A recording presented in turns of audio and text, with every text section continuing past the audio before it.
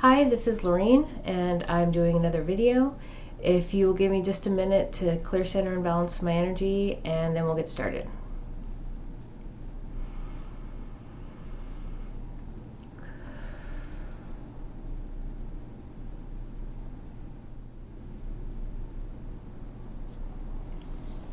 So, this week last couple weeks have been okay.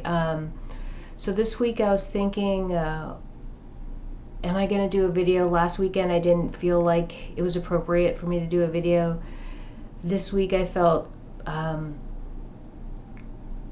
should do a video, but I have no idea what it would be about because there wasn't a lot of information outside of telepathic communications from day-to-day activities coming through.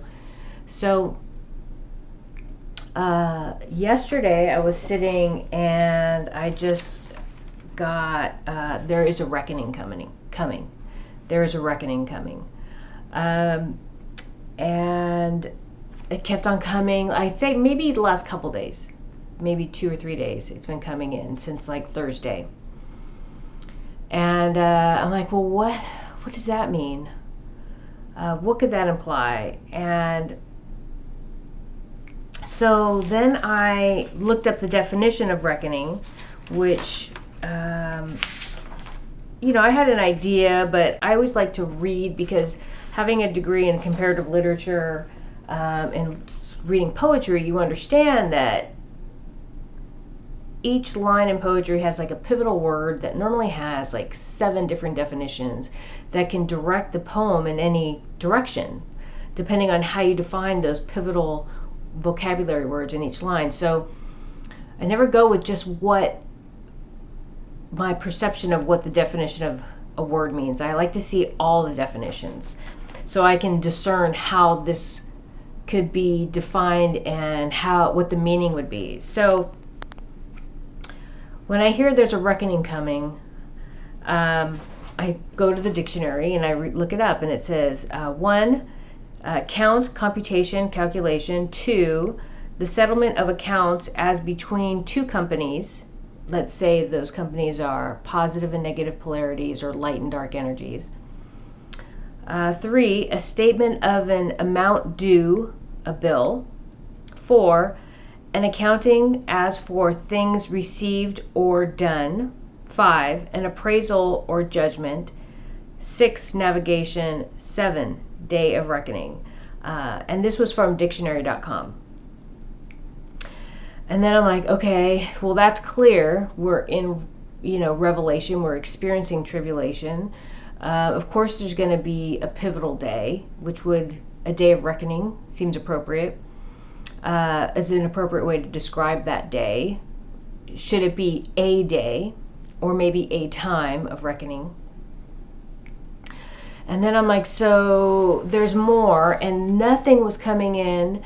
So I'm like, I need to go look at my notes, things I've done. So anything that happens, I watch videos and something resonates with me. So I write it down and I take notes all the time. When I'm watching videos, I could be watching 1 or 2 hour videos, and then there'll be 1 or 2 things and I just write it down. So I was watching a video, and there was a reference to Revelation and Revelation 10, and they didn't really say anything specific other than there's a biblical prophecy of the 7th angel who will come. And so I'm like, well, what's the biblical prophecy and what's the 7th angel? Because even though I was raised very Catholic, very profound Catholic, meaning I followed all the religious dogma, baptism, catechism, communion, confirmation, Ash Wednesday, Palm Sunday, all the stuff, Lent, all of it, confession. I really wasn't someone who quoted the Bible. I couldn't quote the Bible. So I had just written this in my notes from the 21st of January, and I didn't think anything about it. And so this morning I'm going through my notes because I'm trying to figure out reckoning and this 7th angel, and so then I went into of some Bible study websites which I really like, and I will talk about them. But so I went to Revelation 10:7, and what it says is, "But in the days of the voice of the seventh angel, when he is about to sound his trumpet, the mystery of God will be fulfilled, just as he proclaimed to his servants, the prophets." And so then I heard trumpets. I was like, oh my Lord. I remember the last video I did 2 weeks ago, I talked about the horn of God and how I heard that for like 20 minutes. And I was like, well, you know, it signals the beginning of something, is what I said in that video. A transition, a change. So I was like, well, that's interesting. I don't believe in coincidences. There's only synchronicities. So this is from Bible Hub, which is a really great Bible study tools website. So from that Bible quote, they have, let me see, I'm going to read the whole, like the quote before and the quote after. So it says, and he swore by him who lives forever and ever, who created heaven and everything in it, the earth and everything in it, and the sea and everything in it, there will be no more delay. But in the days of the voice of the seventh angel, when he is about to sound his trumpet, the mystery of God will be fulfilled, just as he proclaimed to his servants, the prophets. Then the voice that I had heard from heaven spoke to me again, saying, "Go, take the small scroll that lies open in the hand of the angel standing on the sea and on the land." So within the this Bible study tool, Bible Hub, they have like references, and so then they reference Revelation 11:15, which says, "Then the seventh angel sounded his trumpet, and loud voices called out in heaven, 'The kingdom of the world has become the kingdom of our Lord and of his Christ, and he will reign forever and ever.'" And so that's what that horn of God that I heard, that is what that signified. The kingdom of the world has become the kingdom of our Lord and of his Christ, and he will reign forever and ever. And so there's another section I would like to read to you, but first I want to say that when I talk about light and dark,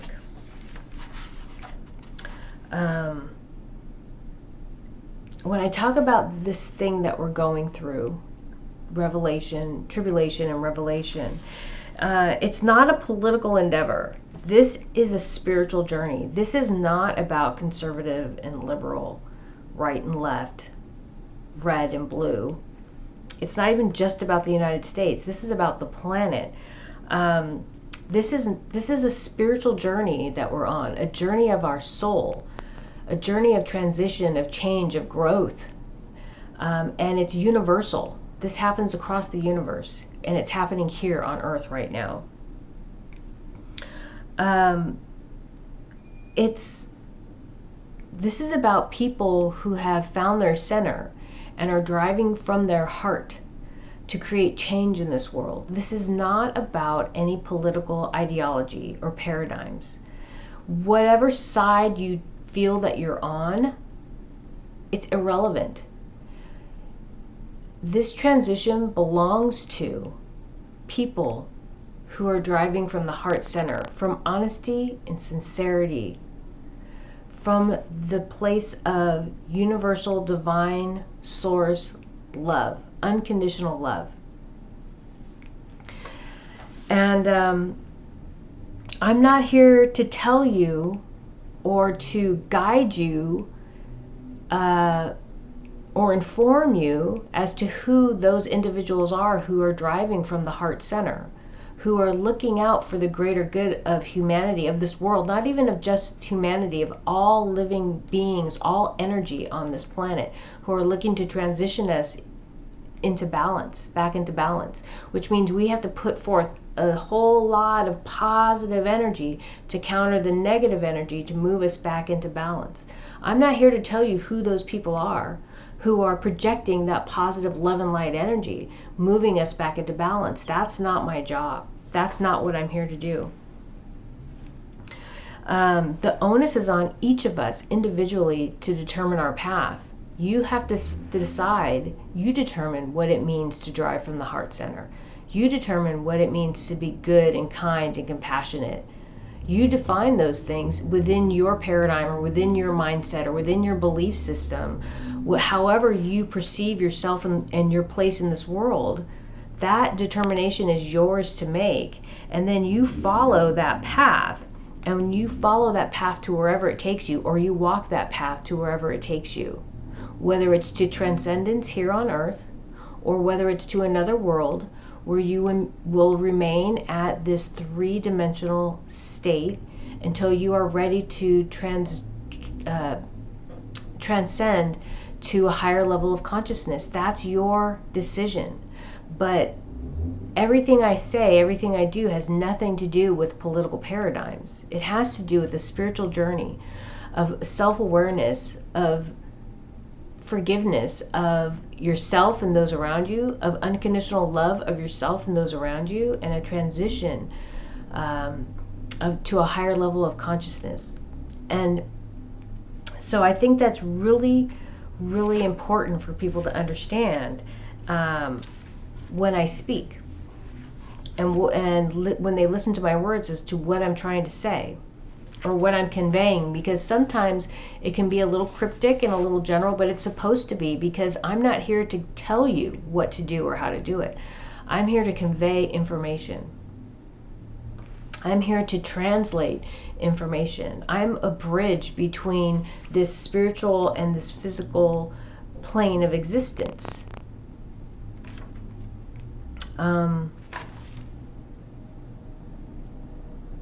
So I'm going to go to this section, the next section. So after I read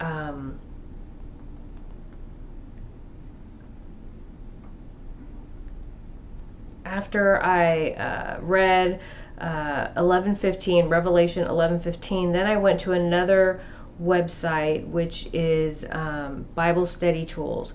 And they do a really good job of kind of explaining, for me, from my perspective, how they kind of break down and interpret some of the Bible chapter and verse.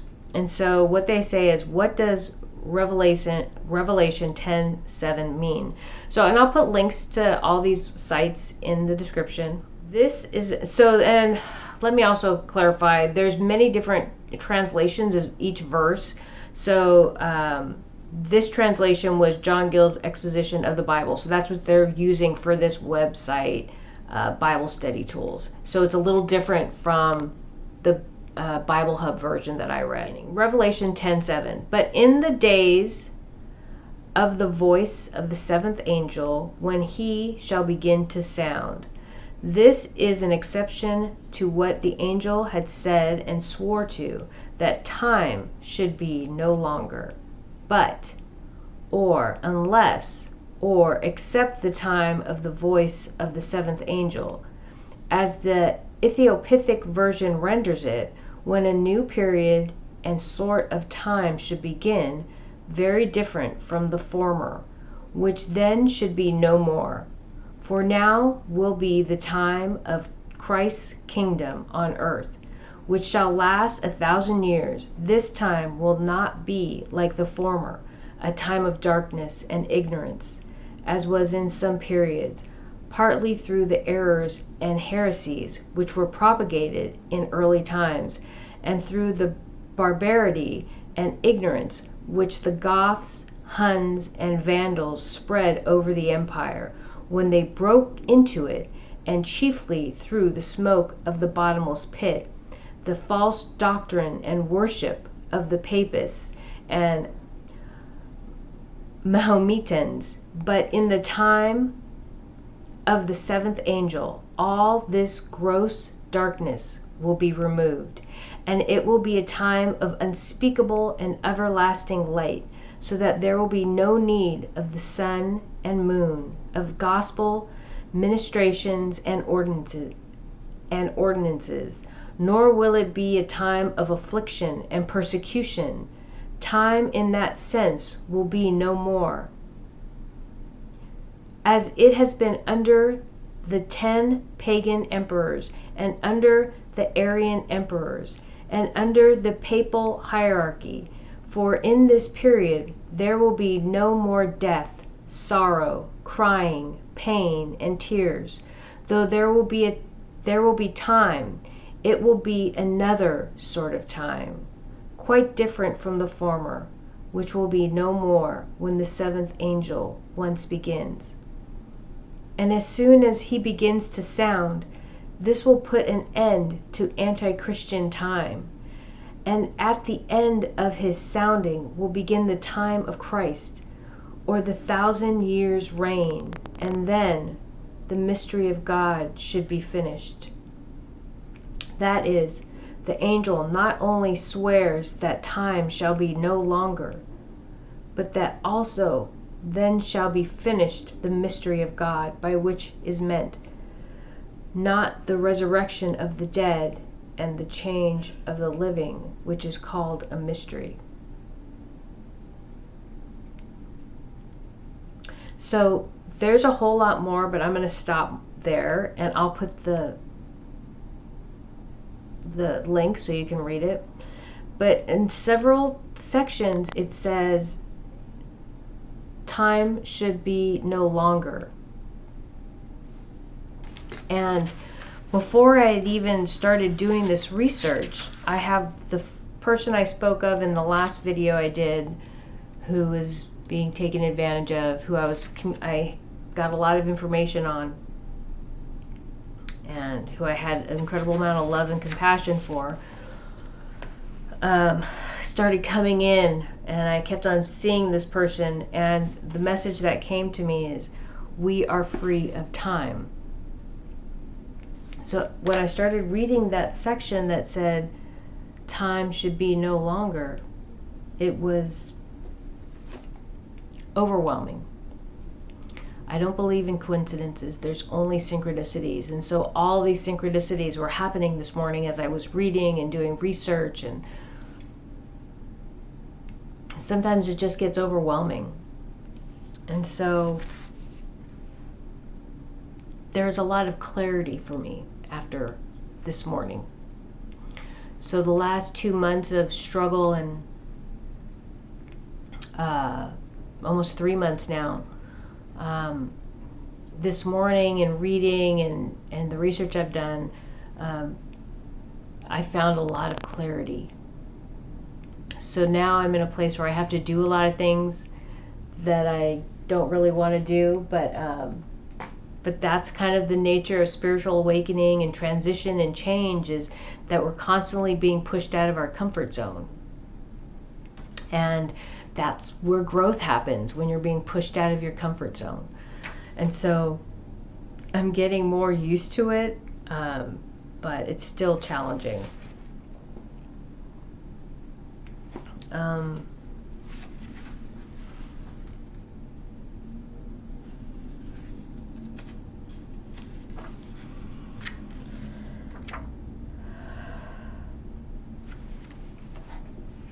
So I'm going to sit here for a minute, see what comes.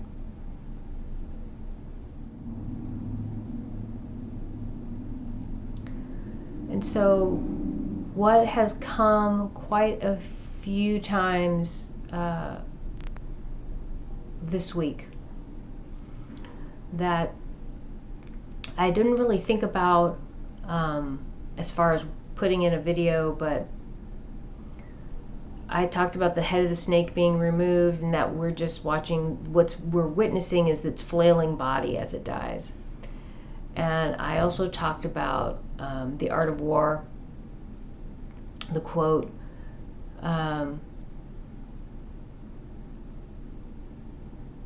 appear weak when you are strong, strong when you are weak. There is this push happening right now where this negative polarity is like trying to really lock down and oppress and shut down our ability. They're separating us with masks. They are taking away in the United States, our freedom of speech and sharing information, whether it be on social media or however they can possibly do it.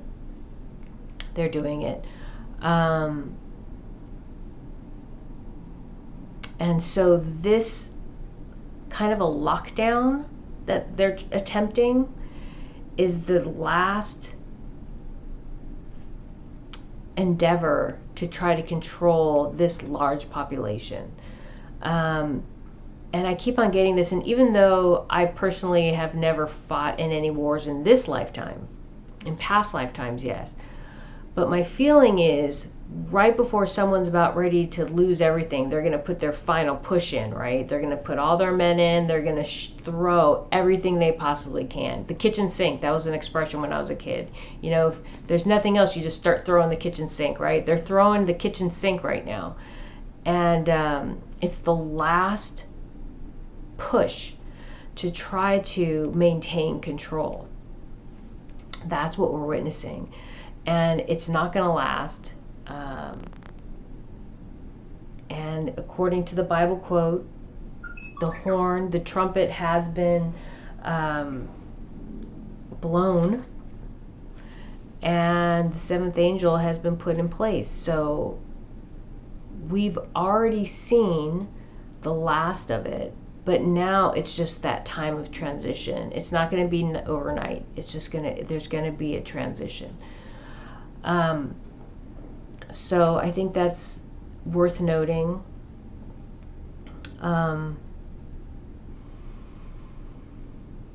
Also, I don't get a lot of information, and one of the other things that I felt this week was that now humanity has to make its decision and take its stand. Each individual person really has to find their wherewithal within to what they're willing to stand up for and what they're willing to take. And once you have to make that determination, that decision that you make will determine your path. Where your faith and trust lies and how that affects your decision. So I'm going to give you an example. I always get messages, as long as you're on your path, as long as you're moving forward on your soul purpose, you are heavily fortified and protected no matter what. I have no fear of death. I have no fear of a virus. I have no fear of anything. I always remain steadfast on my path. I'm always trying to put out goodness and kindness into the world. And even though sometimes I fail, sometimes I get frustrated and express those frustrations, which I think projects energy of a negative polarity.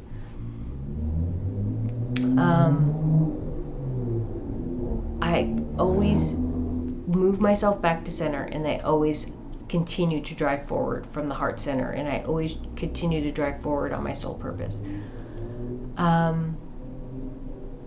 With that, I know if for some reason, even though I'm against vaccines 100%,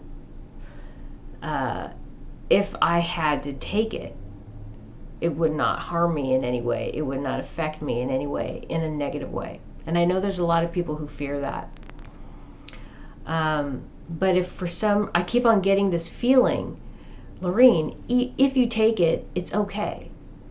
You're not gonna, there's gonna be no harm. So if, for example, my place of employment said, you have to take the vaccine, otherwise you're gonna be let go. I have a choice.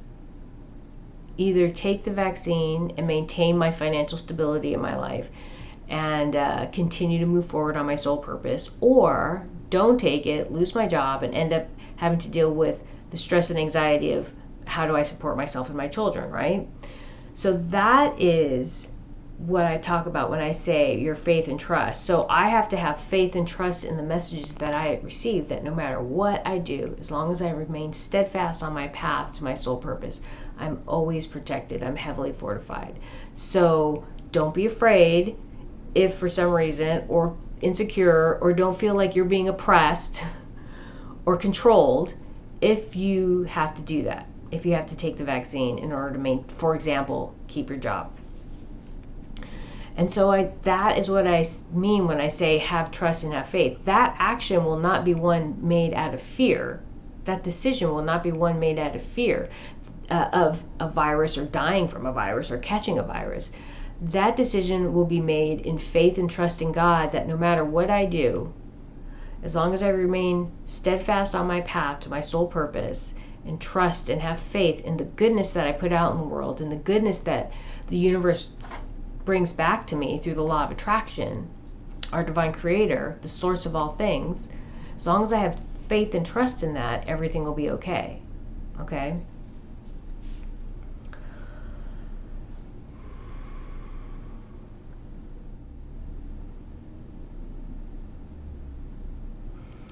And so again, I'm just gonna say a couple things, and I think it's gonna be over because I don't have information coming in.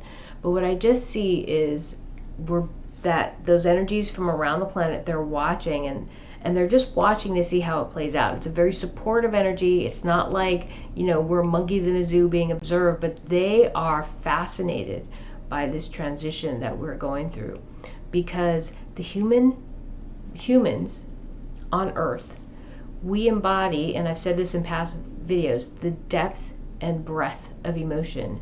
No other planets, no other worlds have this capacity of the full depth and breadth of emotions, the full depth of love. But with that also comes the negative of that, hate, okay? And what that means, and what these God, divinity, angels, guides, what they have observed in other beings in the universe have observed is the capacity for creativity, creation. And the example I'll use is a lot of beings who are very mathematically inclined or logic oriented. They will have children. One of them is going to get hit by a car, let's say, and they will computate the mathematical probability that they'll survive. Oh, they'll probably die, so they'll let that one child get hit and save the rest, right? Because statistically, the probability is that that child won't survive. Whereas a human mother or a human parent would see their children, all of them at risk, one of them more at risk, would run and try to save that child, and the love and the compassion and the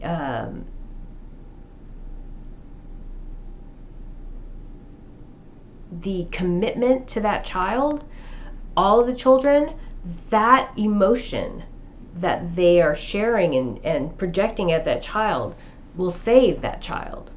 Whereas like I said, other beings would be like, nah, they work out the probability and they just let it go. Humans have the capacity to create life and save lives just by that love and commitment and compassion that they have for that other being, that other person, that other energy. And it's not just children, it's just their fellow human being. And once we as a collective become connected and understand our connection to one another, and we are no longer separated the way we have been separated or taught that we're separate from each other and from God. Once we are unified, we become a very powerful force in the universe for good if we're coming from love. If we're coming from unconditional love, compassion, kindness, sincerity, honesty, all those things. And that's why this separation of the positive and the negative polarity has to happen, why tribulation and revelation has to happen, because it's those people who have the capacity to channel and work from the heart center and work from a place of love. They will be given this gift and they will transcend with Mother Earth. And those who do not have that capacity and who are moving from this negative polarity, from fear, from anger, from hate, from resentment, those energies will have to move to another world. They cannot handle that ability, and they can become a destructive force in the universe. Okay, so that's why we're going through this separation. And the other thing is, the person that I talked about in the other video that I'm very connected to, it's just hysterical because he's just doing this happy dance around me. And it makes me smile, it makes me happy. So, I'm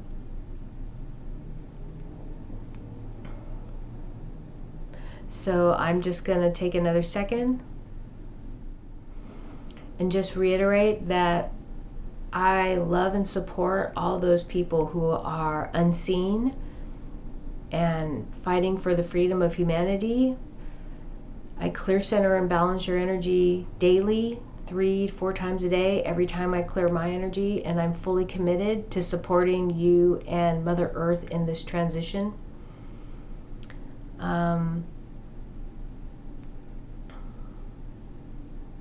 And you can always reach out to me, because I'm always open. I always open my heart, mind, body, spirit to those who are fighting for the freedom of humanity and the transition of Mother Earth back to balance. That's it. Thank you.